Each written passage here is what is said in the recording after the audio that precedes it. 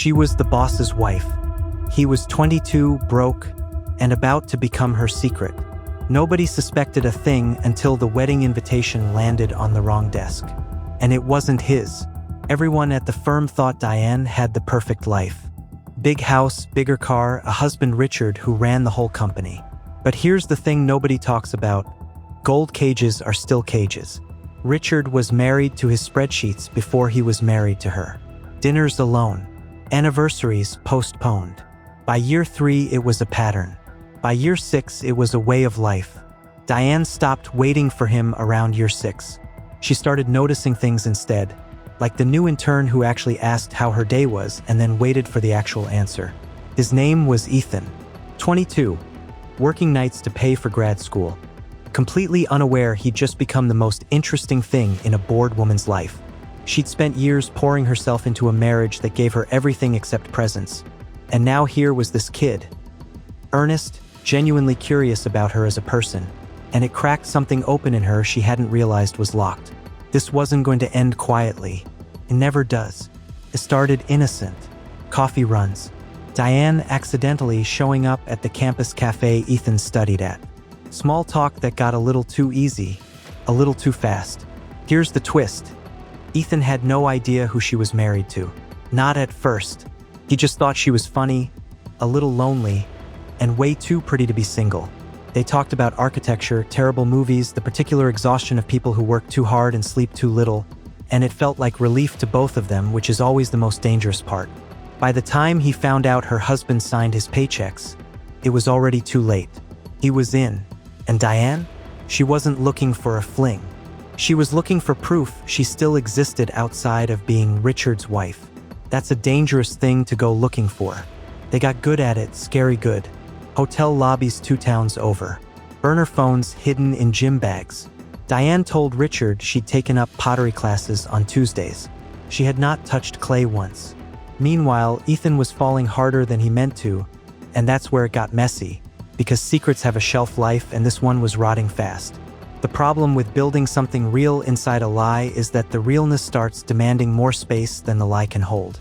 Ethan had started clearing his Tuesday evenings without being asked. One night, he asked her the question that changes everything. What happens when he finds out? Diane didn't answer. She just smiled the way people smile when they already know the ending but aren't ready to say it out loud yet. That smile should have told him everything. Now here's where the story flips. Richard had a right-hand man, his operations manager, a guy named Marcus. Quiet, watchful, the kind of person who notices everything and says nothing. He was the guy who always arrived early, always stayed late, always had the answer ready before anyone thought to ask the question. Marcus had seen Diane's car parked outside a motel that had 0 business reasons to be visited. Twice. He didn't tell Richard. Not yet. Instead, he started talking to Diane himself. Casually, carefully, like he was just checking in. Little gestures. Plausible gestures. But Marcus wasn't stupid. He knew leverage when he was sitting on it, and he also knew leverage only stays valuable if you never actually use it.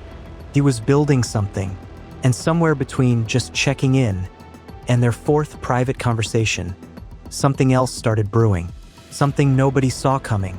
Marcus made Diane an offer that sounds insane until you realize how common it actually is. Silence in exchange for her attention. Not blackmail exactly. He'd never call it that. Just an understanding.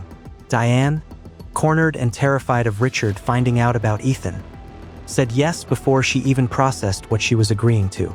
She told herself it was temporary. People tell themselves a lot of things in hallways when someone is watching them too carefully. And this is the part that gets people every time. She thought she was protecting her secret. She had no idea she'd just created a second one. 2 men now orbiting her life, both hiding something from the same husband, and neither of them knowing about the other. Yet, Ethan wasn't dumb. He noticed Diane pulling back. Canceled meetups, shorter texts, a weird new tension whenever Marcus's name came up. He confronted her once. Straight up asked if something was going on with the manager. Diane lied to his face. Smoothly, instantly. No hesitation, no flicker. Just a clean denial that landed like it had been rehearsed. And that's the moment right there where this stopped being a love story and became something colder. Ethan, 22 and heartbroken, did something people rarely do in these situations. He backed away quietly instead of blowing it all up. No confrontation with Richard. For now, anyway. Stories like this always circle back. Richard found out, but not the way you'd think. Not from a screenshot or a confession. He found out because Marcus, drunk at a company dinner, made one comment too many about knowing where Diane really goes on Tuesdays. Richard laughed it off in the room. He clinked glasses. He gave a toast that ended with a joke everybody laughed at. He shook the right hands and said the right things. Went home and didn't sleep for 3 days. He hired someone quietly, discreetly, to find out exactly what his manager meant. And what came back wasn't just Diane's affair with Ethan. It was everything. The motel, the burner phone, the arrangement with Marcus. 2 separate betrayals, tangled into one impossible mess, sitting on his desk in a manila folder like a bill finally come due. There's no dramatic footage of what happened next.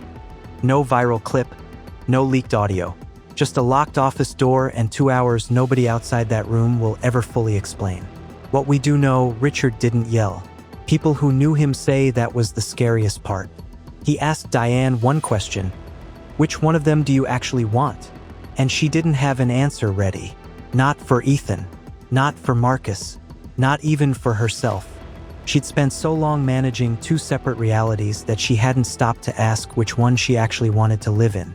Sometimes the most damning thing a person can do in a moment like that is simply go silent. Diane went silent. Here's where it gets genuinely wild. Richard didn't fight for the marriage. He didn't fight Marcus either. Instead, he did something almost nobody expected. He quietly signed off on the divorce, handed Marcus his resignation letter in the same meeting, and walked out of the company he built without a single public statement. No press release. No all hands. Just an empty chair on Monday morning and a voicemail to his assistant saying to hold his calls. 2 years later, guess who Diane ended up marrying? Not Ethan. Marcus, the manager who'd been playing the long game the entire time. Patient enough to let the affair implode on its own before stepping fully into the picture. He never panicked. Never overplayed his hand. Just waited, watched, and outlasted every other piece on the board. Sometimes the quiet ones win by simply outlasting everyone else.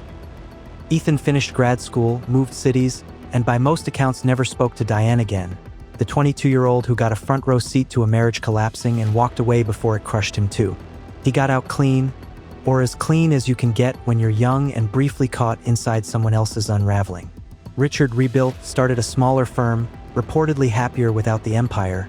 The kind of quieter life that turns out to fit better than the one you spent decades building toward. And Diane and Marcus? Married quietly, no big ceremony. Like 2 people who'd already used up their drama quota for one lifetime. Whether that's love or just a very successful long-term transaction depends entirely on who you ask. The wild part isn't even the affair. It's that the safe choice, the quiet manager everyone overlooked, is the one who ended up holding all the cards by the end.